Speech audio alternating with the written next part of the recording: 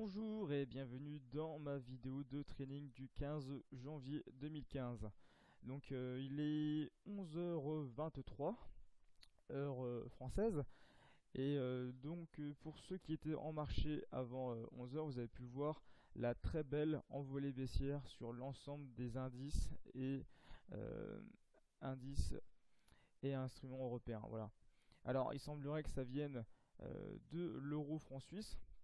La Banque nationale suisse a arrêté sa politique, on va dire, de planche à billets, donc ça a plombé l'ensemble des indices et des marchés européens. Alors, pour ma stratégie de trading aujourd'hui, donc du 15 janvier, on va regarder tout d'abord le calendrier. Alors ce matin, on a eu la balance commerciale européenne. La prévision était un peu supérieure au précédent. Et du coup, ce qui est tombé ce matin, c'est un peu moins que la prévision. On est quand même plus que la précédente valeur. Mais voilà, quoi, on attendait un peu plus de la balance commerciale européenne. Ça se stabilise. C'est à mon avis pas très très grave. Cet après-midi, nous avons sur les marchés américains, donc ce qui est quand même assez important, c'est les indices des prix principaux relatifs à la production mensuelle de décembre, la revendication au chômage à 14h30, 14h30 toujours pour ce qui avait voilà, l'indice Empire State, donc pareil avec une certaine force à 14h30 également. À 14h30, on va retrouver les IPP annuels décembre et mensuels de décembre également. Et à 16h, l'indice de fabrication de la Fed de Philadelphie, qui est, on va dire, une annonce assez forte sur les marchés américains.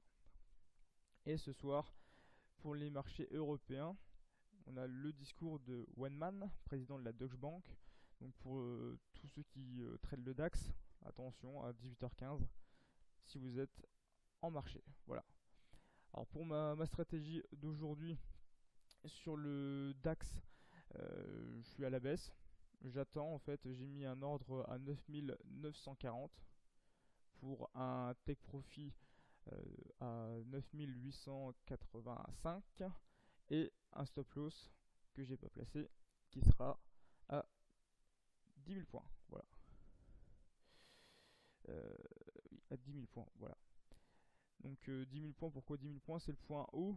Généralement, c'est un seuil à passer. Psychologiquement, s'il est dépassé, généralement, on va bien au-delà. 10 050, c'est le point le plus haut qu'on a eu ces précédents mois.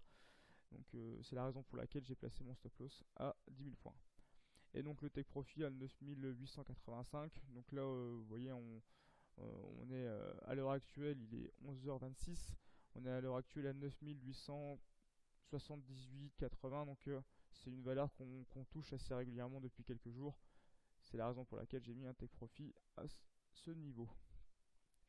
Sur le CAC 40, donc j'ai tracé également les retracements de Fibonacci. Actuellement, on est au 38,2% de retracement. Et j'ai tracé également un beau triangle. Qui est toujours en cours et qui a même tenu durant le petit crack que nous avons eu tout à l'heure. Avec comme seuil bas un point d'entrée en achat à 4150 points, qui est à peu près le 50% de retracement de Fibonacci.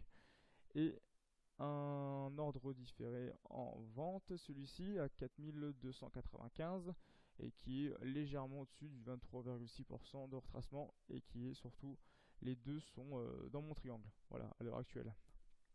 Pour le premier, celui du bas, celui d'achat, j'ai mis un take profit éventuel à 4225 et un stop loss à 4075. Donc 4075 qui nous fera arriver au niveau du 61,8% de retracement Fibonacci. Je pense pas qu'on le descende. Après, tout est possible, hein, mais ça m'étonnerait qu'on baisse au-delà de ce niveau. Pour le deuxième ordre, celui-ci en vente, mon take profit est à 4220. Donc vous voyez, hein, c'est le premier ordre 225, le deuxième ordre 220. C'est à peu près le même niveau que je touchais à chaque fois. dans n'importe quel sens. Et donc pour le deuxième, celui en vente, le stop loss est à 4375. Voilà, 375, pardon. Pareil, je pense pas qu'on aille le toucher aujourd'hui. La dernière fois que nous l'avons touché, c'était le 3 décembre. Donc voilà. Voilà pour aujourd'hui. Merci d'avoir regardé cette vidéo. À bientôt.